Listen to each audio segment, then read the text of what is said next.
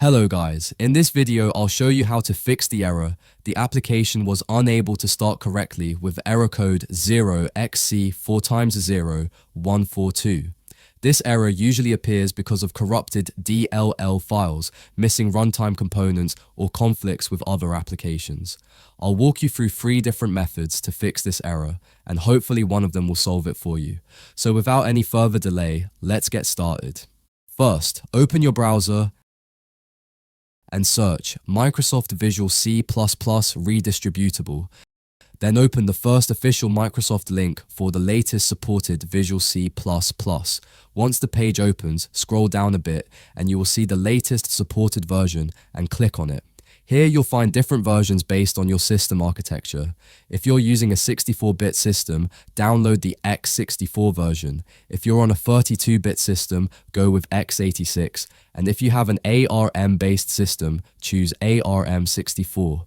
In my case, I'm using a 64-bit Windows system, so I'll download the x64 version.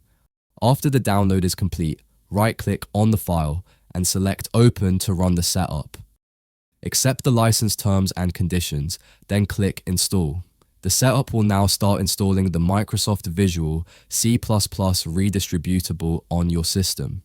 After the installation is complete, check if the error is fixed. First method is very powerful and it fixed the issue, but if the first method doesn't work, then move on to the next one.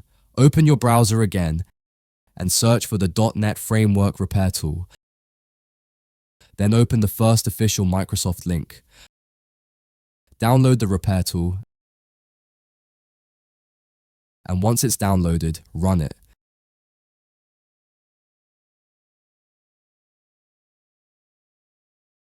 Accept the license terms and click Next. It will show you the recommended changes. Just click Next again, and then Next once more to start the repair process. The tool will automatically fix issues related to the .NET framework.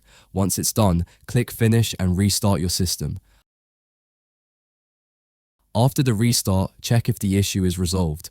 If the second method still doesn't fix the problem, then try the third method. Open Command Prompt as administrator,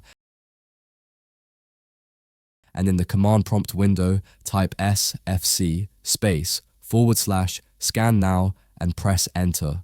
This command will scan and repair any missing or corrupted system files. Let it complete 100%. After the SFC scan is finished, type the next command exactly as shown.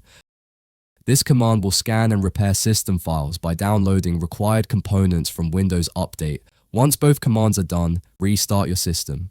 I hope one of these methods fixes your issue. If it did, don't forget to like the video and subscribe to the channel. I'll see you in the next video.